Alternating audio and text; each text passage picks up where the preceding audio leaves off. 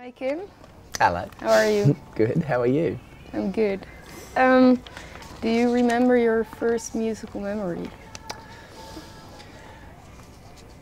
Yeah. My mum, I was about 4 or 5 years old, and my dad told me that mum had a surprise. And when you're that young, you get really excited, like, when mum gets home, she's got a surprise. And she brought a guitar home, and she had decided to get some guitar lessons. And, it was like a really cheap, like $80 guitar or whatever. And she said she was going to get these guitar lessons and give me the lesson after she had it. So later that night, she gave me a guitar lesson, and yeah, that's the earliest memory. Like, I can't even remember really enjoying music before then. I was very indifferent to the idea of a guitar. I was like, a guitar? Like, I was kind of excited, but kind of like, that's a crap surprise. Pretty funny. So you started playing guitar. What sort of type of music were you interested in? Well, at the beginning it was really just what mum brought home, but it was good stuff, like some Beatles songs and just some really classic sort of 60s pop songs, and then the first music I remember really getting into was Led Zeppelin 4.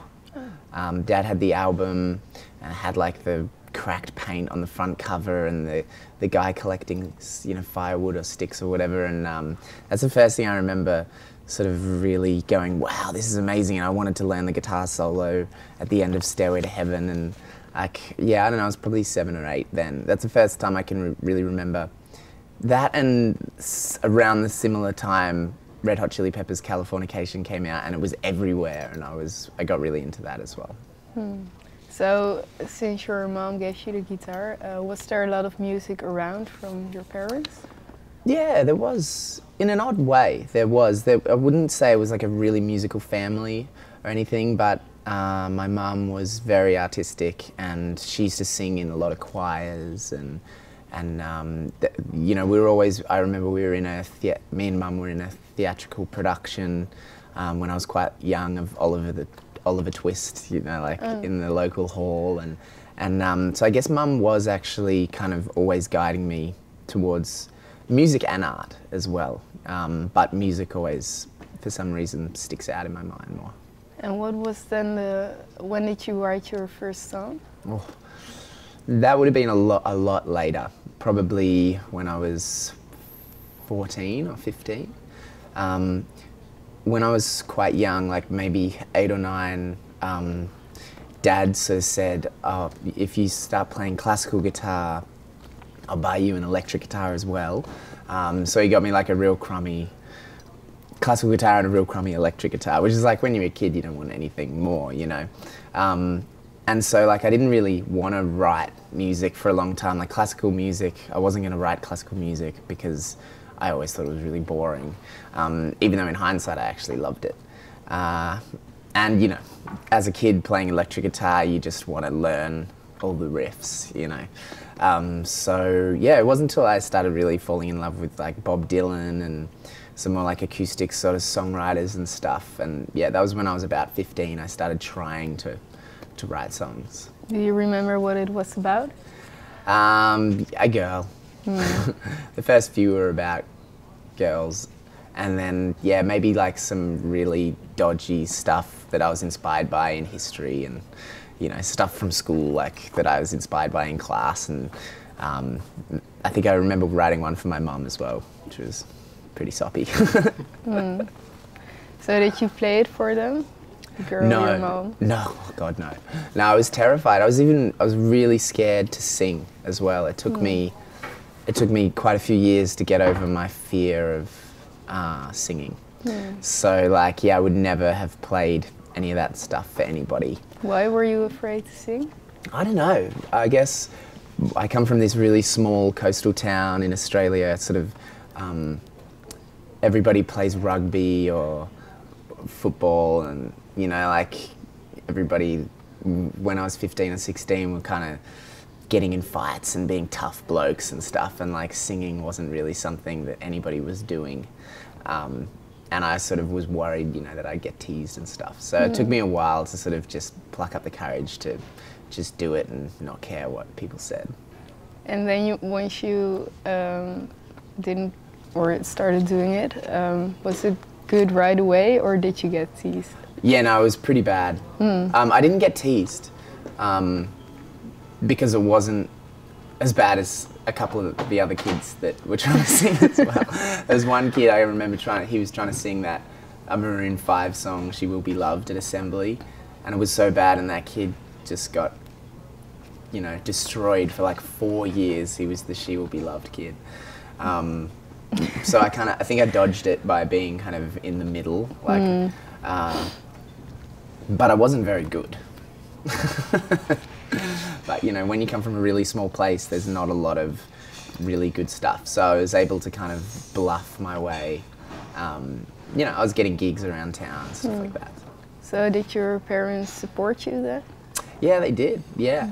I was kind of lucky because I think right around the time that, you know, your parents start saying like, oh, well, you need to go to university and you need to kind of do something like on the grid, like follow a path that we understand as your parents. Around that exact time, I was starting to busk on the street, and like Dad had made a point of kind of getting me a job, you know, washing dishes in this kitchen and showing me how to make money and like the value of money. And at the same time, I was starting to busk on the street and make 10 times as much money in half the time. So what was it like? It was pretty, I don't know, like, kind of, I don't think many kids have that moment to like look at their dad and be like, well, sorry, but I'm a lot better than this at this than you think. But I don't know, so I was pretty cheeky about it, you know, like, especially when I was at the end of high school, just finishing, I'd made an album and I was selling that on the street when I was busking. And yeah, I was just making so much money out of it that it kind of, it was very easy. Mum and Dad were just like, well, yeah, I mean, if you can go out and make that kind of money in a morning, then, you know, that's that, like, please go ahead, it's great. I think they would have been really supportive anyway. They were just those kind of parents that were really, really lovely, and yeah, they would have always had my back no matter what I chose to do. But like the busking on the street, where did that idea come from? I guess like it's common in Australia, like similar to here, I think. You know, there's always people playing on the street, and I just kind of plucked up the courage one morning to go, like we have like a local market down by the beach on this oval next to the beach, and they'd have it like every fourth Sunday of the month, and there'd be like fruit and vegetable stalls and like old women with lots of old books that they wanted to sell, or, you know, like leather, whatever you call those people that make things out of leather. And so I just took my guitar down to just try, and yeah, made like 30 or 40 bucks in an hour, and I was just like, okay, well, cool, this is more than I'm making washing dishes. And it wasn't terrifying. Actually, one of the people from the market came and they said they would give me like electricity so I could plug in a speaker, and yeah, and it just kind of went from there. I think it was like, it was a little experiment, and it went so well that it allowed me to start busking a lot more. So before we get into your new album, how do you look back on your very first album? Shamefully. Oh, really? I don't know. I made it in 3 days, 17 songs in 3 days, with this local guy that had a recording studio. And yeah, it was pretty bad. It was really bad.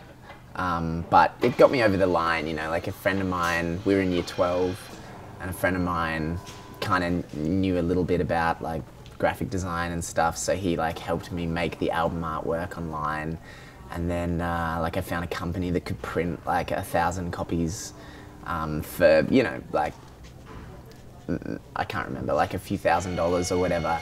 And I remember I had a mix CD that I accidentally put in the case with the real CD, like the master copy or whatever. I was just so young and stupid. So like the first actual CDs I had printed were all accidentally this mix CD, like 1,000 copies of this mix that I'd made, and the company were terrified because like it's plagiarism to, you know, commercially reprint other people's music, and they're like, you need to, you know, like destroy them all now or send them all back to us, and like that album just, that experience reminds me of that album. Like I was just completely clueless, and yeah, and fortunately there's not many copies out there, and I don't think anybody holds it too close to their heart. So what happened then? Did you manage to get rid of everything? Yeah, I sent them all the discs back, and then I had to spend like a bunch more money for them to print new discs. Oh wow.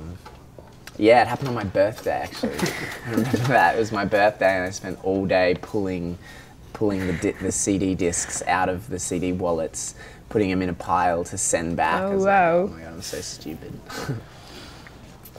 So your new album, what was the first song you wrote for it?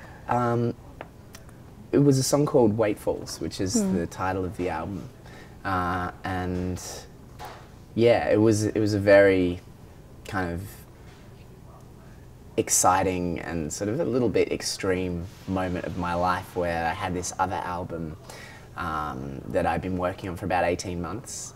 And I decided to throw the whole thing out and write a new album in a week, basically. Why? I wasn't happy with it.